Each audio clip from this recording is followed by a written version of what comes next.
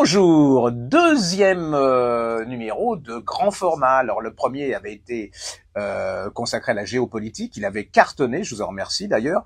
Et puis là on va le faire sur la littérature parce que vous avez été très nombreux à me réclamer une sorte de... Parce que vous avez du mal à me suivre, je vous comprends, je suis tellement partout qu'il y a un moment, force d'être partout, on est nulle part. Hein. Donc non, mais vous avez été nombreux et c'est vrai qu'il y a des livres, on est coincé par le temps dans les émissions, on peut pas non plus s'étaler trop pour vous dire ce pourquoi on les a aimés. Donc voilà. Alors ça va durer. Vous irez où vous irez. Hein, c'est-à-dire que si vous en avez marre au bout du troisième, vous arrêtez au bout du troisième. Mais là, c'est vraiment tous ceux que j'ai aimés. Remarquez, d'habitude, c'est aussi tous ceux que j'ai aimés. Hein, c'est par principe. Ceux que j'ai pas aimés, voilà. Enfin, alors. Une pure merveille. Alors vous aviez été très nombreux à aimer le Hélène Gestern, 555 qui vient de paraître en poche, Folio, qui était chez Arléa, une excellentissime maison d'édition qui découvre des talents absolument et qui, au niveau du texte, de l'histoire, c'est vraiment... moi, j'ai beaucoup d'admiration pour cette maison d'édition. 555, c'était la 555e morceau de Scarlatti qu'on découvre et qui, pour les spécialistes, n'existait pas, mais si vous n'aimez pas la musique, c'est pas grave du tout. C'est une conteuse absolument extraordinaire. Il y a du suspense, c'est tout le monde de la musique, de l'ambition, de l'amour. C'est extraordinaire. En plus, elle écrit très bien. Donc là, vous regardez pas, vous lisez ça. Et vient de paraître. Alors c'est un peu, on a toujours un peu peur, hein, le second, enfin celui qui suit, celui qu'on a beaucoup aimé. Alors déjà la couverture, j'adore. Hein. Pour moi, ça peut être éliminatoire la couverture. Ça s'appelle Sésambres. C'est chez Grasset et c'est une pure merveille. J'ai l'habitude de le dire, mais c'est vrai que ça, c'est une pure merveille. Alors, Sésambres, qu'est-ce que Sésambres? Sésambres, c'est une île qui est en face de Saint-Malo, qui est une île martyre. Hein. C'est une des îles. Alors, Saint-Malo, en 44, a été libérée, hein, mais cette île a été, après la libération de Saint-Malo, a été bombardée par les Alliés parce qu'il y avait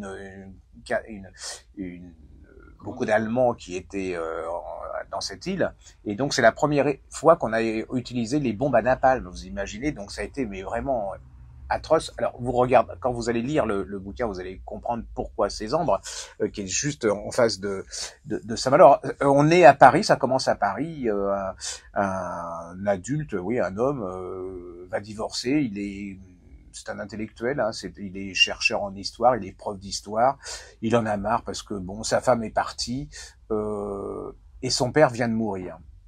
Son père, alors il a eu des relations avec son père très dures parce que le père est très dur, mais dans l'héritage, il peut vivre alors en plus sans avoir à travailler, et il hérite d'une maison, la maison de son père au bord du Sillon. Alors le Sillon, c'est un peu comme les planches de Deauville mais sauvage, hein, c'est-à-dire c'est genre 2 ou 3 kilomètres où les gens ça passe devant Saint-Malo, pas la vieille ville, où il y a des tempêtes. D'ailleurs, vous êtes nombreux à regarder quand il y a des grandes tempêtes, vous avez toutes les vagues qui passent par-dessus les maisons, c'est un spectacle absolument fabuleux. Donc, il hérite de cette maison.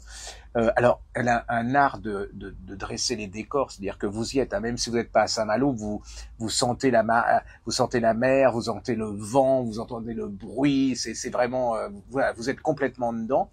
Et puis, il va être dans cette maison et il va découvrir dans le bureau de son père des carnets, mais qui remontent à très longtemps, parce qu'en fait son père est un des plus grands armateurs, une des familles d'armateurs de Saint-Malo. Donc et il va remonter à travers ses carnets toute l'histoire de sa famille, dont l'arrière-grand-père qui s'appelle Octave. Vous allez découvrir cet Octave et vous allez voir la relation qu'il y a. Alors il y a des secrets, bien sûr, dans toute cette famille. La relation qu'il y a entre Octave et sa situation à lui d'homme du 21e siècle. C'est brillantissime. Psychologiquement, cette fille, elle est magique. Elle est une magicienne, hein, parce que faut faire une série de ça. C'est-à-dire que chaque mot, c'est une image. Elle vous traduit. Vous y êtes complètement dedans. Moi, et je sais pas comment elle fait, parce que comment elle peut partir de petits carnets est-ce qu'elle est malouine ou pas, je ne sais pas, mais c'est comme si elle avait connu cette famille. Hein.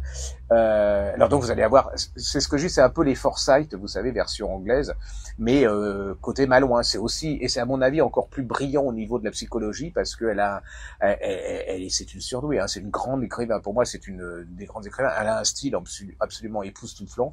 Vous êtes pris complètement dedans, que vous aimiez la littérature ou pas. Si vous aimez simplement le plaisir de lire, de vivre une histoire, de vivre quelque chose de vivant qui va vous prendre dès le début, vous remontez le siècle, vous allez être passionné, mais elle arrivait à me passionner pour les bateaux et les moteurs, vous voyez, donc il faut vraiment qu'elle soit hyper douée. C'est un pur chef-d'œuvre. Franchement, ça c'est c'est le bouquin de mon avis que il faut lire cette année. Enfin, c'est un des bouquins indispensables qu'il faut lire cette année. C'est une saga, c'est à la fois de la détente, c'est à la fois de la grande littérature, quoique je sais pas ce que c'est que la grande littérature, mais je veux dire qu'elle se fout pas de vous, quoi. Je veux dire, il y a le mot est important, le mot il est là où il faut, il va pas, c'est pas des mots bling bling, c'est pas, elle joue pas l'écrivain, c'est exactement, voilà, c'est parfait, c'est comme la couverture. Vous allez prendre un grand bol d'air. Si vous êtes breton, indispensable, vous allez vous retrouver d'ailleurs dans cette histoire. C'est toute la Bretagne. Et si vous êtes, c'est pas la chance d'être breton, vous allez quand même être passionné. Ça va surtout vous donner une envie d'aller voir Saint-Malo parce que là, elle retraduit l'ambiance. C'est absolument fantastique. Donc, je vais pas vous en faire des tonnes là-dessus, mais pour moi, c'est un des indispensables de cette rentrée. Alors, deuxième révélation. Alors, c'est complètement différent. C'est La cuisinière des Kennedy, Valérie Patureau, c'est aux éditions Les Escales. J'étais un peu sceptique, hein. Franchement, on me l'a survendu ce bouquin, et quand les éditeurs commencent à me survendre mais il y avait les Kennedy, elle l'avait bien décrit, et en fait, c'est un pur régal. Alors c'est l'histoire d'une dame, hein. Alors ça commence, c'est un enterrement. C'est une vieille dame, hein. Elle est morte, elle a près de 90 ans. Et puis elle a demandé à ce qu'on lui mette son tablier de cuisine sur elle avant d'être enterrée. L'enterrement se passe normal, hein, et puis on arrive devant la tombe, et devant la tombe il y a des petites couronnes, des fleurs et tout, et il y a une énorme couleur blanche, une couronne blanche avec le drapeau américain où il y a les remerciements de la famille Kennedy. Et vous vous demandez, mais qu'est-ce que vient faire les Kennedy? Surtout qu'on est dans la Drôme, hein, on est dans le sud, dans un tout petit village. Cette dame, elle est apparemment inconnue. Et là, on va découvrir un personnage absolument incroyable qui était en avance sur son époque, qui était carrément une féministe à son niveau, hein, qui a même sacrifié sa vie de famille pour assumer son destin et assumer sa passion, qui est la cuisine. Hein. Alors, elle est orpheline. Elle va aller de famille en famille d'accueil. Vous savez, comme c'est le fameux schéma, c'est une histoire vraie. Hein, elle raconte vraiment, et l'art du fait qu'elle elle écrit très très bien, cette femme. Donc elle enrobe, elle fait passer tout ça, et psychologiquement elle décrit bien les personnages. Donc elle va arriver alors elle va aller à Lyon. Je vous passe, hein, je vais pas vous raconter l'histoire, sinon ça sert à rien. De fil en aiguille, grâce à la cuisine et à la gastronomie, elle va se retrouver à faire la cuisine pour les Gallimard. Vous voyez, déjà c'est pas mal. Pour Albert Camus. Pour les Berlier, alors Berlier, les gens connaissent plus maintenant, mais c'était une immense famille riche, c'était les camions, c'était la grande bourgeoisie française. Et par un concours de circonstances que vous allez découvrir dans ce livre, elle va devenir cuisinière des Kennedy. Et vous allez découvrir, bien, les Kennedy, mais pas les Kennedy mythiques comme on les voit, pas loin des clichés, des caricatures. C'est les Kennedy dans l'intimité. Cette femme, elle va être à la fois une cuisinière, elle va vraiment appartenir à la famille. Elle va s'occuper d'un des adolescents Kennedy qui a été très malade, et on voit comment cette famille réagit, le clan. C'est vraiment extraordinaire qu'elle soit rentrée dans ce clan qui est très fermé alors qu'elle est carrément étrangère. C'est absolument bouleversant, c'est touchant, puis en plus, c'est la petite histoire, la grande histoire vue par la petite histoire, mais qui explique pas mal de choses de la grande histoire des Kennedy. Ça démythifie un peu la famille, mais en plus, moi je trouve dans le bon sens. Il n'y a pas que ça, parce que dans la première partie, elle décrit la Drôme au début du siècle, et là vous avez toute cette France profonde, de ces gens très durs au travail, mais aussi qui avec cette France avec les aliments, enfin la gastronomie, vous voyez, la nature qui est omniprésente, la dureté, c'est vraiment la dureté pour y arriver. Puis cette petite fille et cette jeune femme, hein, elle a tout contre elle. Elle aurait pas dû réussir ce qu'elle a réussi, mais elle l'a réussi parce que elle est dure à la tâche, parce qu'elle est courageuse, parce qu'elle a su faire des choix. Alors certains n'apprécieront pas forcément ses choix parce qu'elle avait un peu sacrifié la vie de sa fille quelque part pour vivre son destin. C'est un livre absolument, vous pouvez tout le monde peut le lire, hein, c'est-à-dire même les férus d'histoire, ceux qui aiment les bons livres de détente, ceux qui aiment bien le style, parce qu'elle écrit très très très bien. Elle avait écrit un précédent livre chez Liana Levy qui était excellentissime. Allez-y, ça c'est une des belles découvertes de cette année. Le lotus jaune, c'est chez, voilà, Héloïse Ormesson. La couverture en plus est très jolie, hein. Je trouve que on est du début du siècle, hein, on est en Chine. Alors en Chine, ça va pas, c'est l'époque terrible des troubles. Alors cette jeune fille, elle veut, elle a une passion, c'est le cirque, hein, donc elle est issue d'un milieu plutôt pauvre. Mais elle se rend compte que dans le cirque où elle est, ce qui intéresse les hommes, c'est son corps, mais pas du tout ce qu'elle fait et qu'elle adore faire. Donc elle va partir. Elle va faire plein de métiers, hein. Elle va être herboriste, enfin c'est. Et puis on est à cette période où l'empire chinois est tenu par Cixi. Alors j'adore, elle est odieuse, c'est la pire, c'est une femme absolument décadente, terrible, enfin fourbe, cruelle. Enfin, les Occidentaux sont en Chine. Et vont vendre de l'opium à la Chine. Et alors là, ça va être terrible parce que beaucoup de Chinois vont être drogués. Il y a une famine absolument incroyable. Et cette femme va organiser une sorte d'endroit qui s'appelle le Lotus Jaune où elle va aider ces femmes qui ont faim, qui sont affamées, qui n'ont plus de chez eux, puis qui ont été abandonnées. Et il va avoir la révolte. Alors cette fameuse révolte qu'on appelle des boxers. Alors je dis pour les jeunes parce que ce ne sont pas des caleçons. Les boxers étaient un groupe d'hommes, de combattants, de paysans qui sont révoltés contre les Occidentaux avec l'aide un peu de l'impératrice, et elle va les aider, elle va au nom de l'indépendance de la Chine, de la liberté contre les Occidentaux qui sont odieux. Hein. Enfin, il y avait un film extraordinaire qui s'appelait Les 55 jours de Pékin, et là regardez ce film, c'est l'arrogance totale. Bon, et là, elle va créer la première milice féminine en Chine pour se révolter. Elle va combattre. Alors, je vais pas tout vous raconter, hein, faut vous laisser découvrir. N'importe comment ça finit mal, hein, je vous le dis tout de suite, puisque les boxers ont été vaincus, que on va finir avec le sac du palais d'été qui était une merveille et que les Occidentaux ont brûlé, pillé, enfin un truc absolument abominable. Mais c'est surtout la découverte d'une femme absolument incroyable, d'une aventure. Et à travers l'aventure de cette femme, c'est l'histoire de la Chine à partir de la fin du 19e et qui explique beaucoup de ce qui se passe en Chine actuellement et une certaine haine d'esprit de revanche et de vengeance des Chinois par rapport aux Occidentaux parce qu'ils n'ont pas oublié la manière dont se comportaient les Occidentaux en Chine à cette époque. Allez-y, c'est très très très très bien écrit. C'est un livre d'aventure. Hein. Une fois que vous êtes dedans, vous lâchez pas, mais vraiment vous lâchez plus. C'est chez Héloïse Ormesson. C'est vraiment. Alors ça devrait être. Moi, je suis un peu déçu parce que je pensais que ça fonctionnerait beaucoup plus. Et je sais pas pourquoi vous y allez parce que vous avez peut-être peur que ça soit un livre hermétique, historique. Non, c'est surtout une saga où il y a le rôle principal est tenu par deux femmes parce que l'impératrice Cixi et alors c'est l'association de deux êtres complètement différents. Mais allez-y, c'est très très très bien écrit et j'ai passé un énorme moment. Alors un autre livre aussi qui est absolument moi qui m'a beaucoup touché, c'est Aurélie Tramier. La bien-aimée, c'est la Belle Étoile, l'édition La Belle Étoile. Aurélie Tramier, vous aviez adoré ce livre, et que j'avais adoré aussi, qui s'appelait Peindre la pluie en couleurs. Ça, c'était un petit qui vient de paraître en poche. Hein. C'est une femme qui dirige une crèche. Hein. Le problème, c'est qu'elle n'aime pas les enfants. Ce que je comprends d'ailleurs, je suis plutôt sympathique sur ce côté-là.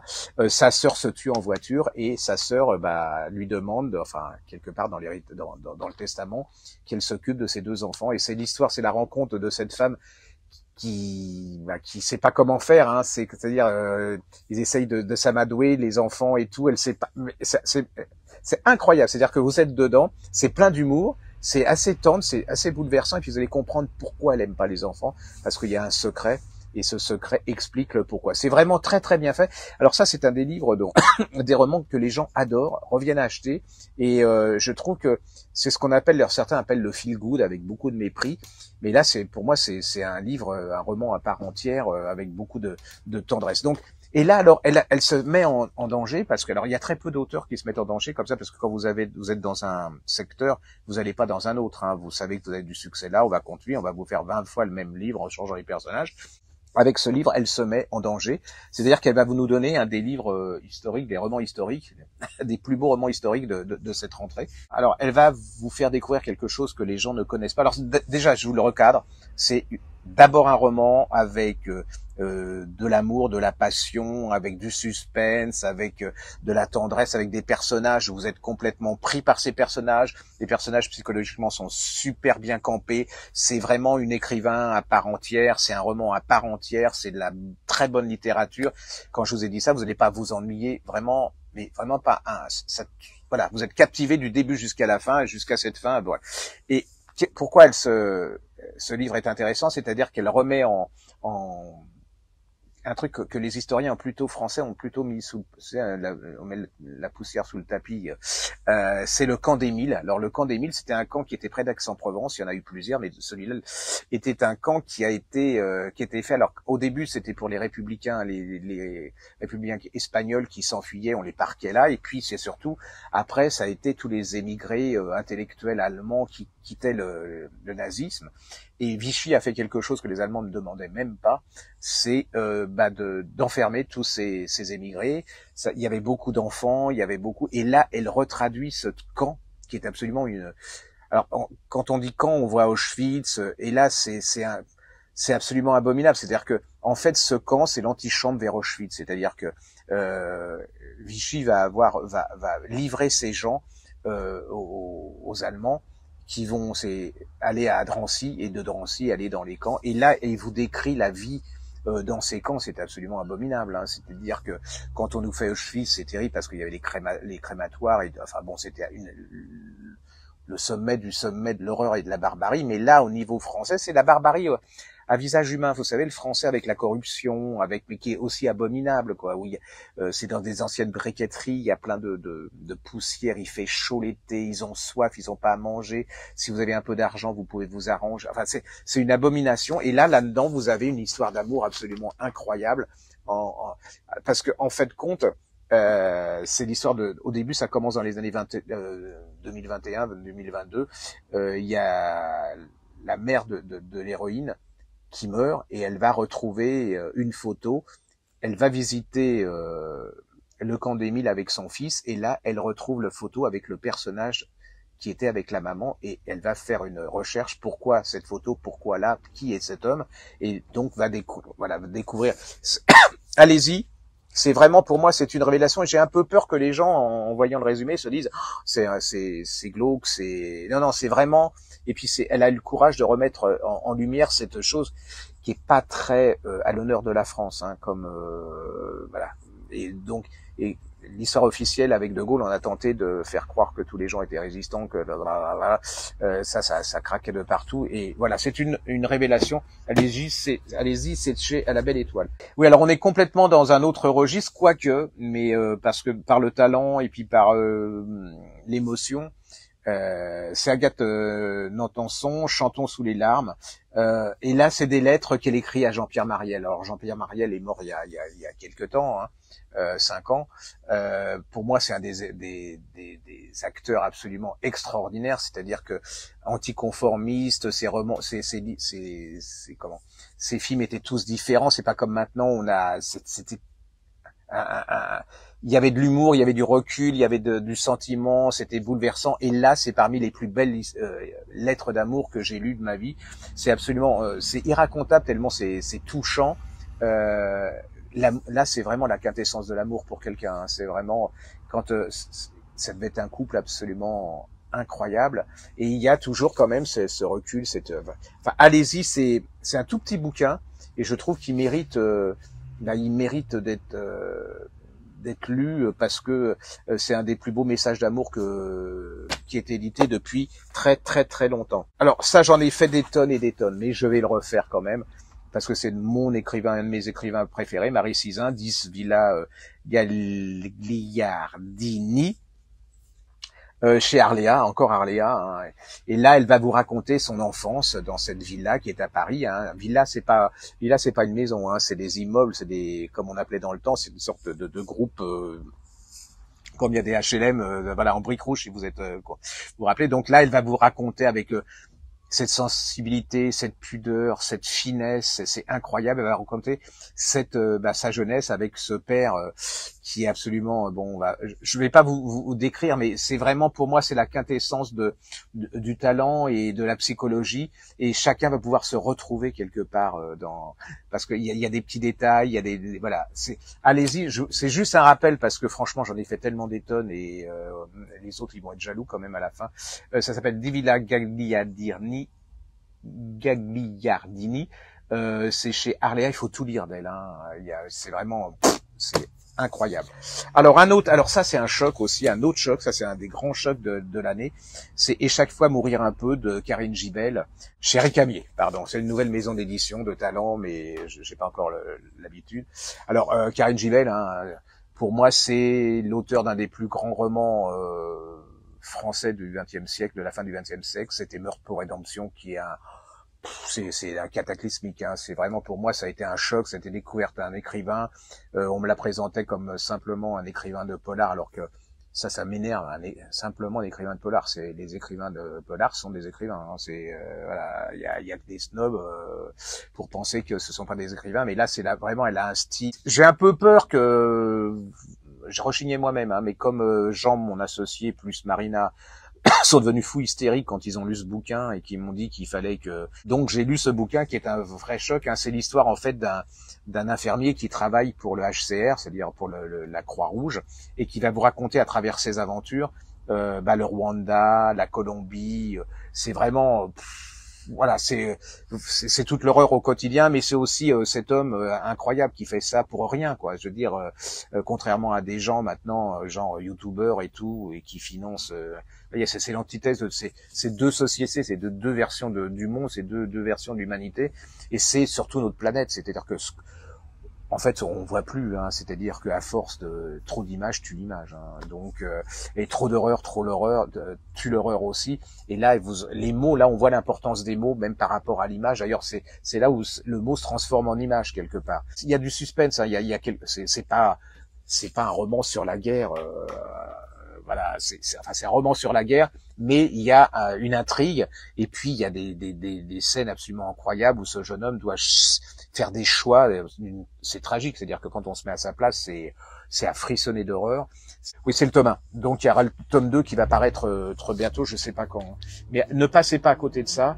Alors, surtout si vous aimez pas le polar, ça n'a aucune importance parce que c'est pas le motif premier. Si vous aimez le polar, je vais me contredire, mais vous pouvez y aller parce qu'il y a quand même un certain suspense et il y a quand même quelque chose qui fait que, en plus de l'intensité, c'est des scènes de feu, hein, il y a quand même quelque chose qui vous attire pour savoir, connaître. Voilà, c'est un des grands moments de l'année. Ça s'appelle Et chaque fois mourir un peu, de chez Récamier. Alors ça, c'est une de mes chouchous, hein. C'est Nadine Monfils, faut tout lire Nadine Monfils, hein. Les folles enquêtes de Magritte et Georgette, c'est chez Lafon.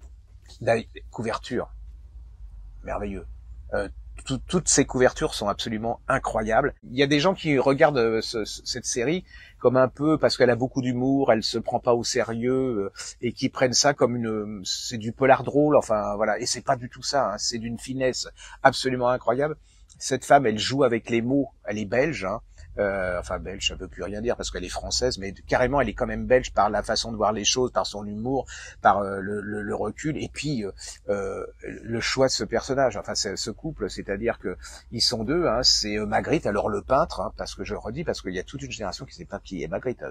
Je vais pas vous expliquer, mais voilà, on commence à atteindre le fond là. On est. Alors, je sais que vous qui me regardez, vous savez qui est Magritte. Georgette, moi, mais en fait, Georgette, c'est sa femme. Hein. Et ils ont pas d'enfants, ils ont un loulou blanc, et donc c'est leur enfant, hein, tout tourne autour. Et là ils arrivent de Belgique en France parce que c'est sa première exposition à Montmartre dans une célèbre galerie. Alors déjà il y a des scènes dans le train où ils arrivent, c'est un pur délice avec les enfants et tout. Il y a toute la poésie, le surréalisme de Magritte, c'est savoureux avec les mots de Nadine Monfils qui là est époustouflante. Ils sont dans le train, ils vont arriver, ils sont à Paris, et lui il a rendez-vous avec deux inconnus bretons. Vous savez, le mec, c'est le surréaliste, quoi. Et puis Zara, le poète, enfin, mais c'est au Café de Flore, hein. Mais ça, c'était au temps où au Café de Flore, il y avait des vrais écrivains, pas des touristes chinois ou des youtubeurs ou autres blogueuses. Il est toujours en avance. Et donc il est là, il regarde les gens, et à côté de lui est une jeune femme assez séduisante, qui a l'air assez bizarre, enfin bon, elle est un peu craintive et tout, et puis il entame la conversation, elle fuit, enfin elle s'éclipse sans qu'il la voie, et elle laisse son chapeau. Son chapeau, il est assez bizarre, déjà il y a un nid avec un poussin dedans, vous voyez déjà le genre, c'est un peu le côté humour, et il y a la femme, c'est Georgette, elle croit que Magritte a encore dragué une fille, une femme, et donc elle s'énerve, elle tape sur le chapeau, et du chapeau, il y a un petit mot qui sort, il y a marqué « Sauvez-moi ». Ils vont à l'exposition, et le lendemain, qu'est-ce qu'ils apprennent? C'est que cette jeune femme a été atrocement assassinée, et là va commencer une enquête absolument incroyable, et vous allez découvrir tout le Montmartre, vous allez croiser Boris Vian, et c'est ça qui est génial, parce que c'est-à-dire que à la fois vous êtes mort de rire, c'est un plaisir absolument incroyable, parce que il y a presque plus en France, ça, c'est-à-dire que tout est ciselé, tout est drôle, le sens de la répartie, c'est presque du Audiard, vous voyez, version belgeo, féminino, Monfils-Aude, donc c'est un vrai plaisir, vous êtes là, vous jouissez carrément des mots, et puis elle va vous introduire dans toutes les époques, c'est-à-dire que mine de rien, c'est hyper fin, hyper intelligent, hyper documenté, elle va vous faire découvrir ce milieu et toute cette époque, c'est absolument, voilà, c'est un vrai délit. Il faut tout lire, il y en a en poche, hein, donc vous commencez en poche, il y en a qui se passent à Liège, à Bruxelles et tout, et donc chaque fois qu'elle fait un roman, en fait, elle vous fait redécouvrir la société de l'époque, ce sur le Bruxelles, Liège, ou voilà, c'est absolument un délice. Allez-y, bon, je vais pas vous en faire, je crois que si vous l'achetez pas après ça, vous ne lisez pas, je sais plus quoi faire.